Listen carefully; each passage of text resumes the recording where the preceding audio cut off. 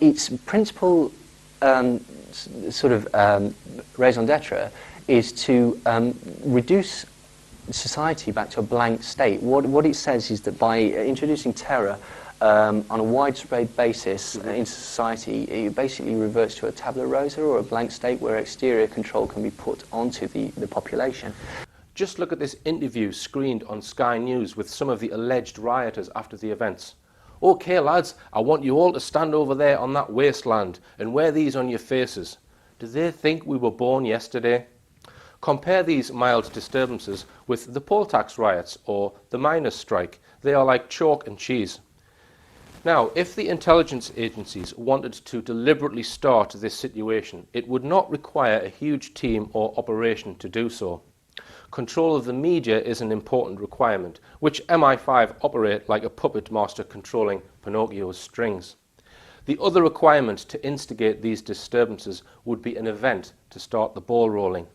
We come to the cold-blooded murder of 29-year-old Mark Duggan, who was shot by a police officer for no reason whatsoever. Something that was released anonymously. It was found in a photocopier. Right.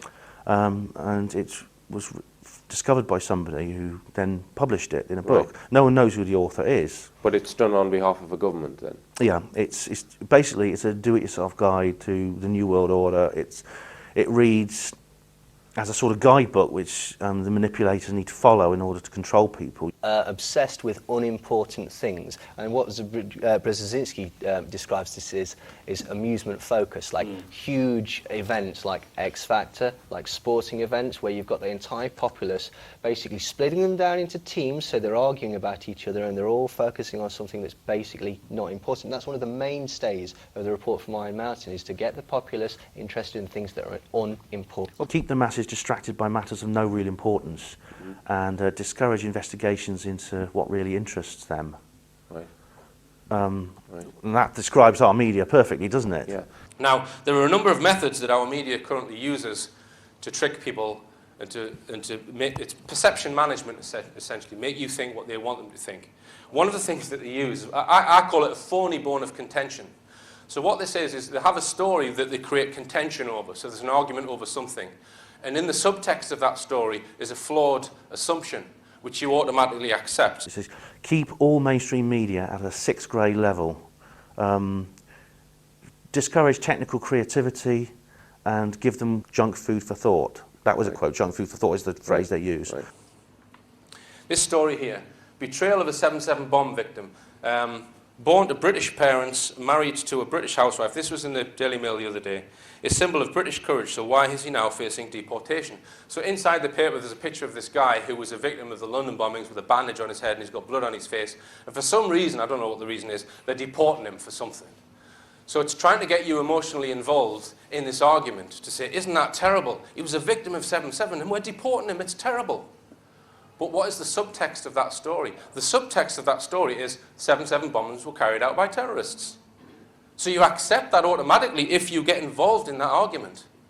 So they do this very cleverly. They create they've probably just searched for that story, or find someone who was having a hard time who was involved in 7/7 and put it on the front page. And then we can subconsciously remind people that 7/7 was a real event and it was carried out by terrorists, without having to mention that specifically. In actual fact, if you look at the media outlets, there's probably about 4 or 5 different corporations that own the majority, 95% of the media, and they've got an agenda. They've got an agenda and they've got people working for them that want to keep people occupied. There was a great one the other day. Anyone see the story about the Queen supposedly talking about Abu Hamza? So the argument with that was, ooh, should the Queen be talking about Abu Hamza? Or should the person have written the story or eavesdropped on her? When you're getting involved in that argument, what are you doing? You're accepting the fact that Abu Hamza is a dangerous terrorist.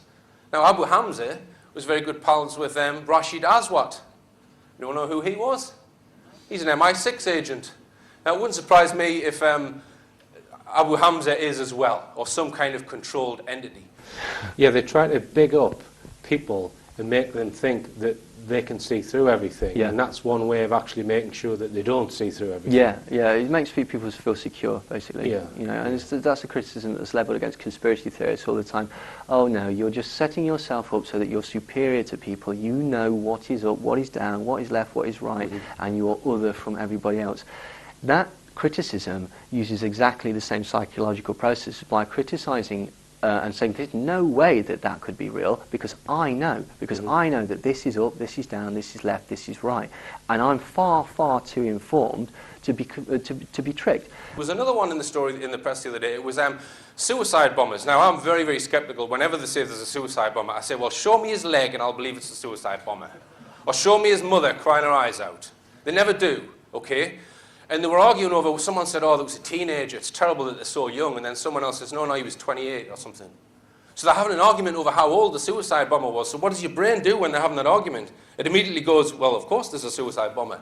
It's the phony bone of contention, and they do this all the time in the news. It's another example of what Ian R. Crane calls myths without the negative connotation of the word myth. In other words, people believe something and they think it's true, but they don't objectively know it's true. Yes. I despise the mainstream media. I think it's one of the most terrible weapons ever perpetrated on the human race. Yeah. And this headline here, I actually think, I could be wrong here, but I think there's a possible subliminal in that headline. I'm just going to show you it. Bomb victim Kate. There's been several of these, a lot of them about Harry. You know, so this story on the right with Kate is completely unrelated to the 7/7 story, but they align the text with the person. So your eye, that goes into your subconscious. I don't know why they would want to put that there.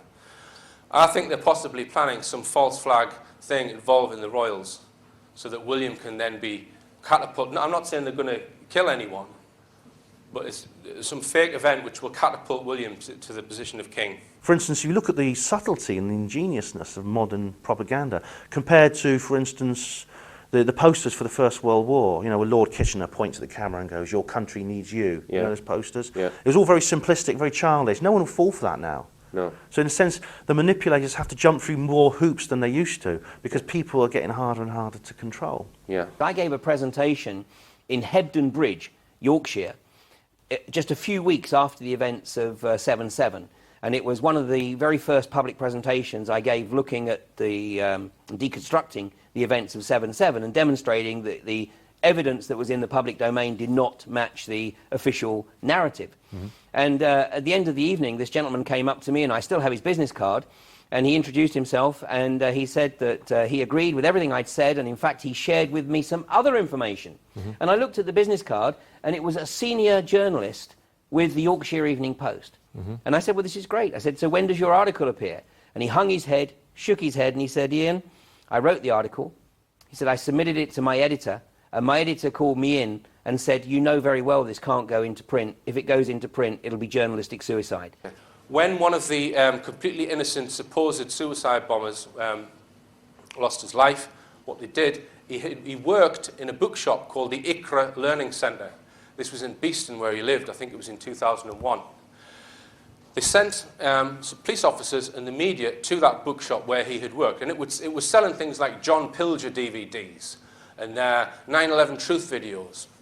And what they did, the police got there and they said, right, we're going to break your door down, we're going to raid it. And the guy who was standing there with his key said, no, I'll open the shutters for you, you can have a look around, we've got some John Pilger DVDs, what have you. The police said, no, we're going to break the door down.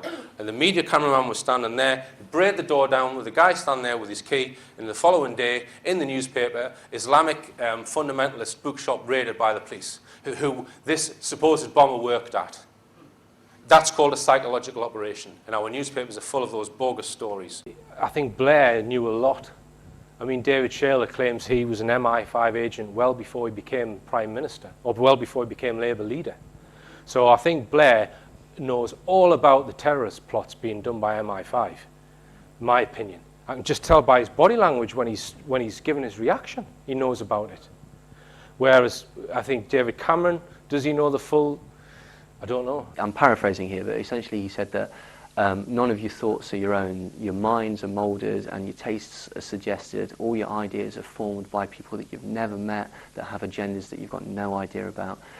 him and intellectuals like Walter Lippmann basically felt that, for the sake of this progressive democracy, people are irrational and stupid, and they need to be contained using fear so that basically the society can continue. The US Department of Defense had approached Steven Spielberg and asked him to produce a movie with the name of Deep Impact about a meteor hitting the Earth. Yeah. And this was about, I remember hearing this, and this was about 3 years before the movie came out. Yeah. Colonel John Alexander, who was involved, I believe I heard him on a radio station say that he thought Men Who Stare at Goats was 95% hokum. Well, it probably is, but that 5% is the bit that you've got to It's look the at. 5%, which is there's truth in that. Yeah, and I think that's the thing about John B. Alexander is that it shows that these aren't just scientific experimentations. They have got military applications. The military are very, very interested in these things. If you want to use military equipment, if you want to use an American aircraft carrier, tank, whatever, the people who provide that, the American military, they will get a final rewrite of the script. So they're basically not going to allow you to do anything that portrays them in a negative light. And this is all documented in a book called Operation Hollywood. Right. Many, many, many films have basically had the scripts, characters, plots completely rewritten to formulate to the military propaganda. He's come up with this Yeah. phantom crime, and this has caused you to be locked up in a mental institution for 9.5 years. Yeah. It's very important that you now make available this information that gave you justification to implicate and incriminate me in an alleged serious crime. And I'm sure you would agree, Detective Inspector, that as in any court matter relating to a serious criminal allegation, the police and the prosecution are duty bound to substantiate and corroborate such criminal allegations. Yeah. It is very likely, Mr. Rogers, this case will hopefully in some time in the near future go to the Supreme Court. Yeah. And just to recap, you were never arrested and you've No. never been charged, you've No, never had any No. judicial No. process or anything like that. Now, let's just, you said that when you were being followed, that you felt that it came to opaque the activity of them on your back on the 30th of August, you said. Yeah, And this crime is alleged to have taken place on the 1st of September, this phantom crime. sure. Now, something quite significant happened on the 31st of August. Yeah. Which was? Yeah, Princess Diana mysteriously died. Right. And a lot of people think she was murdered. Oh, yeah. Probably by MI5 or MI6. Yeah, that's what I think. Right. And so you strongly believe that you were being set up as some supposed IRA terrorist so that the security services could say, no, we weren't in France, we were in Glasgow chasing these IRA guys, and we've even got one of them in a mental institution to prove it. Yeah. So it's a device using a similar principle to Trombley's, over unity allegedly called an N machine. The N machine. Dr. Edgar Mitchell, who we know as the Apollo 11 astronaut, not Apollo 11, Apollo whatever, 14, tries to buy his device. Correct, or it makes him an offer. De Palma refuses, and then Edgar Mitchell says to De Palma, according to De Palma, if you're going to go around doing this sort of thing in California, you're going to get your head blown off, which of course De Palma said was a threat. And De Palma further, and this is another topic I wanted to comment on, says that, Mitchell then was at that time involved with the Institute of Noetic Sciences, and that is still going, IONS, Institute of Noetic Sciences, and Mitchell talks about that, and there's various other people involved with that. I know that Uri Geller has been involved with... Mitchell's very much into healing using electromagnetic fields and telepathy or consciousness, this kind of thing. Psychic phenomena. And that falls under the remit of this IONS research that he claims to be, kind of involved with helping to get credibility for. And De Palma says that that's basically a CIA front, that those sorts of organisations like IONS are a CIA front to keep an eye on what people are doing, who are coming up with these free energy devices, what sort of things they've developed, how they're planning to develop them. And that's what De Palma says in this clip. De Palma himself, he ended up dead in 1997.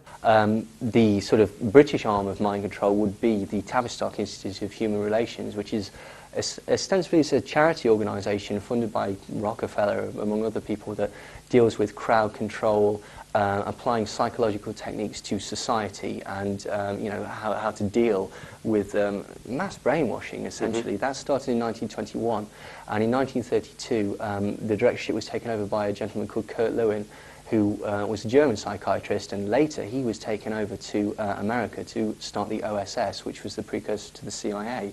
Right.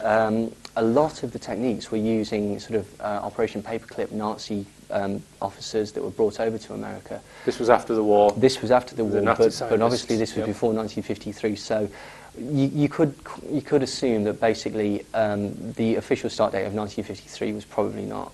It was probably going on a lot of time before that. A chap named Al Fassbender, who was a captain in Vietnam, and he tells the story of the last days of the war when a general came in and he said, right, we've got to go behind the lines to pick 5 soldiers up.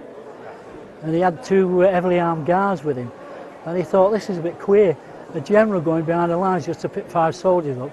Anyway, he didn't argue with them, and they went behind the lines. They landed at this place about 200 yards from the actual jungle itself, and they seen these soldiers. They were in disguise sort of thing, they're all black, and he called them over, you know, and they came walking towards him, and they got within about 10 yards, and he said to his 2 guards, fire, and they shot them dead. He said, I went berserk, why did you shoot these soldiers dead? He said, there's a reason. So he said to the guards, turn them on the back and wash the faces. So he turned them on the back and they washed the faces, and he called them over. He said, look, they were clones. He said they had 20 clones in Vietnam in the last few weeks of the war, and they went in groups of 5, and the first 15 had been killed within a few days, and these 5 were the only survivors. And he said they couldn't take them back because they had implants in the head, and all as they taught is to kill. They killed men, women and children, animals. That's all they did. So they actually killed them there and buried them. One of the notable hypnotists was George Estabrooks. Now, he was basically concerned with hypno-programming during World War II.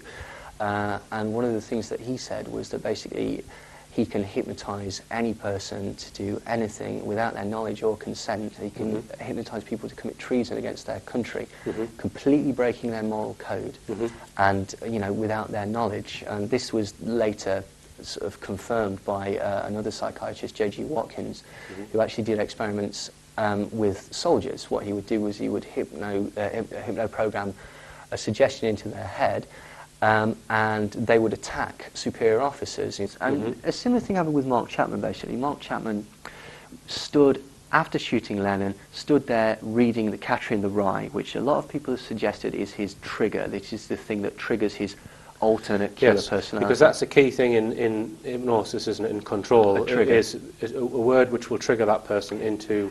Interestingly, Mark Chapman was reading A Catcher in the Rye. John Hinckley, after he tried to assassinate President Reagan, was stood there reading A Catcher in the Rye. Right. John Hinckley, his family was intimately connected with the Bush family. Neil Bush was having dinner with John Hinckley's father at the very same time that John Hinckley was trying to kill his boss, the president. Right.